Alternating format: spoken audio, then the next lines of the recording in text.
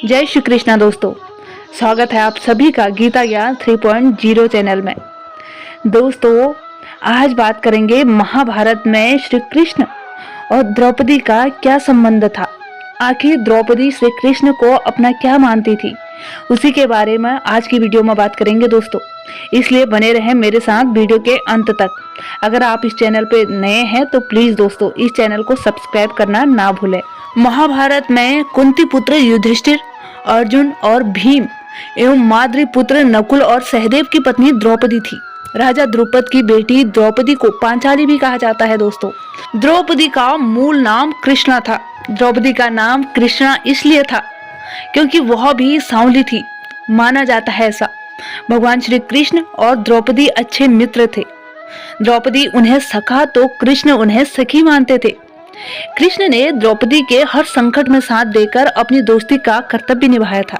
कहते हैं भगवान श्री कृष्ण की मांसपेशियां वैसे तो मृदु थी, परंतु युद्ध के समय उनकी मांसपेशियां, उनका शरीर विस्तृत हो जाता था। इसलिए सामान्यतः लड़कियों के समान दिखने वाला उनका लावण्यमय शरीर युद्ध के समय अत्यंत कठोर दिखाई देने लगता था। कहते हैं कि यही खासियत द्रौपदी के शरीर में भी थी। एक अन्य कथा के अनुसार जब श्री कृष्ण द्वारा सुदर्शन चक्र से शिशुपाल का वध किया गया, उस समय श्री कृष्ण की अंगुली भी कट गई थी। अंगुली कटने पर श्री कृष्ण का रक्त बहने लगा। तब द्रौपदी ने अपनी साड़ी फाड़कर श्री कृष्ण की अंगुली पर बांध दी थी दोस्तों। द्रौपदी के इस कर्म के बदले श्री कृष्ण ने द्रौपदी को आशीर्वाद देकर कहा था कि एक दिन मैं अवश्य तुम्हारी साड़ी की कीमत अदा करूंगा। इन कर्मों की वजह से श्री कृष्ण ने द्रौपदी के चीरहरण के समय उनकी साड़ी को इस पुण्य के बदले ब्याह सहित इतना बढ़ाकर लौटा दिया कि उनकी लाज बच गई। एक कथा के अनुसार ऐसा भी माना जाता है कि द्रौपदी श्री कृष्ण को चाहती थी। कहा जाता है कि पांडव और कर्ण से पूर्व द्रौपदी कृष्ण को चाहती थी। वह उनसे विवाह करना चाहती थी क्योंकि कृष्ण सर्वश्रेष्ठ थे। द्रौपदी की एक दासी थी जिनका नाम नितंबिनी था। वह कृष्ण की सारी खबरें उसके पास ले आती थी और कृष्ण खुद जानते भी थे कि द्रौपदी उनको चाहती है।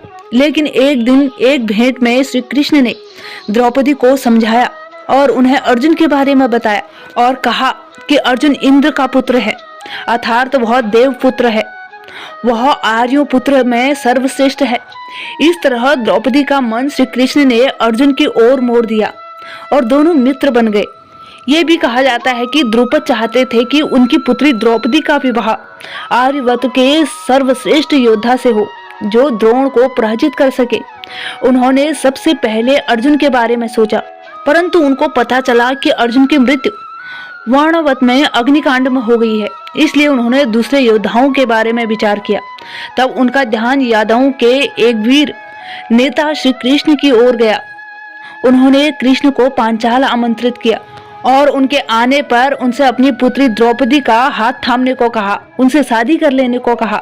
लेकिन जब कृष्ण को पता चला कि द्रुपद का असली उद्देश्य द्रोण से अपने अपमान का बदला लेना है और इसके लिए अपने जमाता का उपयोग करना चाहते हैं, तो कृष्ण ने उनकी पुत्री के साथ विवाह करने से विनम्रता पूर्वक मना कर दिया, क्योंकि वे स्वयं को किसी से व्यक्तिगत प्रतिशोध का मोहरा नहीं बनने देना चाहते थे। कृष्ण के अस्वीकार से द्रुपद बहुत निराश हुए। उनकी निराशा को देखते हुए कृष्ण ने उनसे कहा कि मैं द्रौपदी के योग्य सर्वश्रेष्ठ वर का चुनाव करने में आपकी सहायता कर सकता हूँ। द्रुपद ने उनका प्रस्ताव स्वीकार कर लिया, या ये कहें कि उन्होंने ऐसा कहा कि मुझे ऐसा योद्धा चाहिए जो द्रोण को पराजित करके उनके अपमान का बदला चुका सके।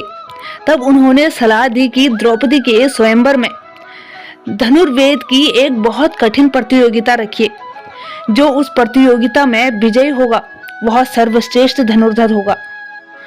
उसके साथ द्रौपदी का विवाह करके आप अपनी इच्छा पूर्ण कर सकते हैं।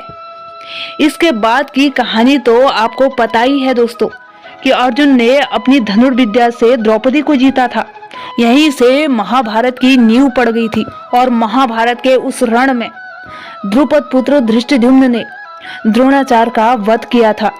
एक और खास बात श्री कृष्ण और द्रौपदी में, ये दोनों ही सुंदर, सक्षम और वैचारिक रूप से समान थे। दोनों ही एक दूसरे को समझते थे।